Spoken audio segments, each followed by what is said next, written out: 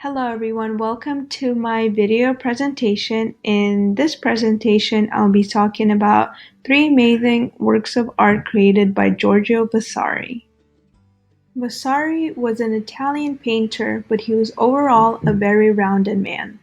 He was also into architecture, history, and even writing. He was born on July 30th, 1511 in Arezzo, Italy, and died on June 27, 1574 in Florence, Italy, where he spent most of his life. His art is a great representation of the late Renaissance, mannerism, and humanism.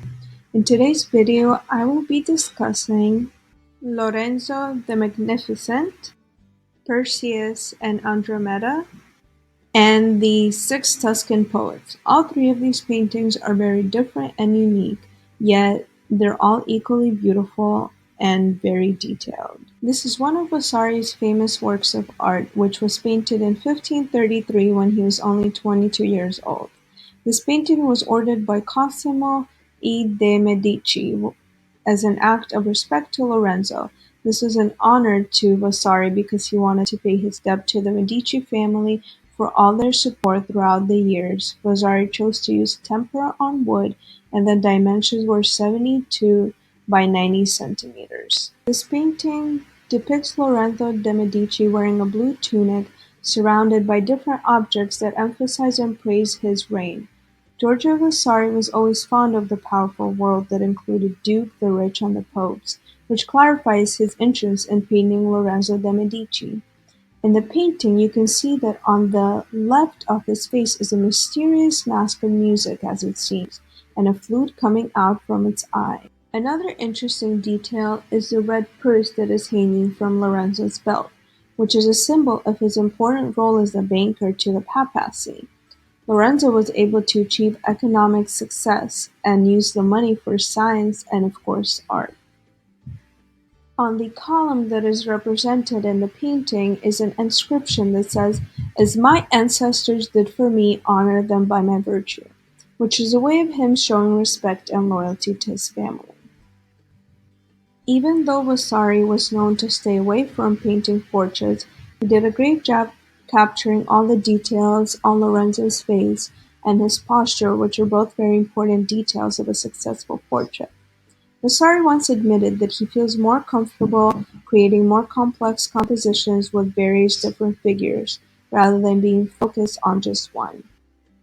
Vasari chose to use dull and muted colors for this painting, which in a way give this composition more power and allows for the viewer to feel empathy towards the composition. All of the objects in the background are painted one color, making it more confusing on what's real and what's not. What I found very interesting is that Vasari chose to depict Lorenzo as a very tired individual. It almost seems like he looks disappointed. His upset face and hunched shoulders show Lorenzo's pain, making the viewer question his thoughts and what really went on in Lorenzo's mind. Now, if we look to the middle right of the painting, you can see another mask that looks very terrifying and as if it represents pain and anger combined into one. I think that this painting overall is showing a different side of Lorenzo the Magnificent, a side that shows that he can be vulnerable and has his own issues. Perseus and Andromeda by Giorgio Vasari is an absolutely breathtaking piece of art that does not only have an extremely interesting backstory but also contains a lot of detail and drama. Vasari painted this painting in between 1570 and 1572, using oil on slate to achieve this finish. Giorgio created this painting during the late Renaissance and the Humanism movement, which could be clearly seen due to the focus on the human body and the revival of the Greek culture, which was also very popular during this time period. This painting has a very interesting story to it, and Vasari did a great job depicting it. In the center of the painting, we see Andromeda, the daughter of King Cepheus, and Perseus in a very graphic comeback of the ancient Greek legend. The legend has it that a dragon was going to attack Andromeda. However, Perseus didn't let it happen by using Medusa's head, which has the power of turning things to stone once it lays its eyes on it, and stabbing the dragon with a sword to guarantee its death. After this very dramatic and heroic moment, the monster turned into stone and his blood spilled everywhere and turned into a coral color, which Vasari made sure to depict in his painting. On the left side of the composition you can see the monster being dragged into the shore by a pack of people, while in the center, Perseus is taking off Andromeda's chains that are keeping her stuck to the rock. Giorgio Vasari gives both Andromeda and Perseus, as well as all the beautiful figures in the background and to the sides, ideal bodies of that time period, valuing their beauty and muscles of the body. This is once again a great representation of humanism. Even though this is a painting of a very dramatic and dark moment, it has a lot of grace and beauty to it. The figures swimming in the blood of the dragon and the figures to the right look very gracious and almost unrealistic. The movement really shows Vasari's talent of making his figures look extremely alive and out of this world. The figures in this painting have a very fair skin, which is also a big part of painting during this time period. On the right side, the figure's face reminds me of a mermaid because of the way he depicted her hair and face features. Vasari didn't stop there, he also added a great amount of detail and thought into the background of the composition. In the far back, he placed beautiful classical buildings and mountains, which make a very breathtaking background in my opinion.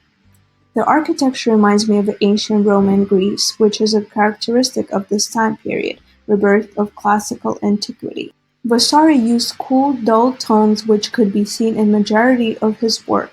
I really enjoy how Perseus' outfit stands out from the rest of the painting, and that he's the only dressed figure in this composition.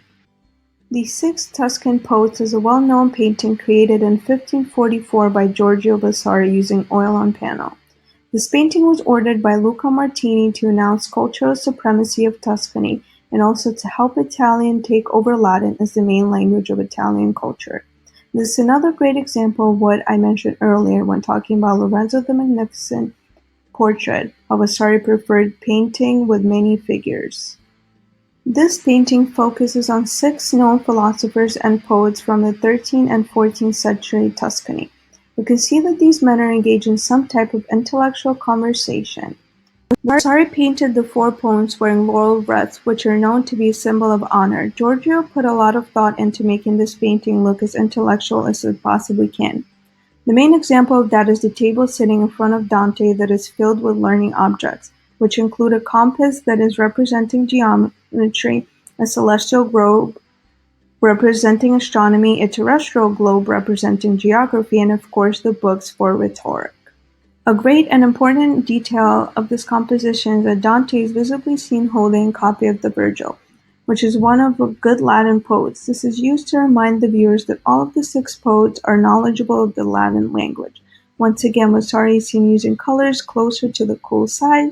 However, this composition is richer in color than the other 2 that we spoke about previously. Now for the conclusion, all 3 of these paintings had a great impact on the art history due to all the details Vasari had in his art and talent of giving his figures so much movement and emotion. I also really enjoyed how each of the compositions had interesting stories behind it, which brought the paintings to life.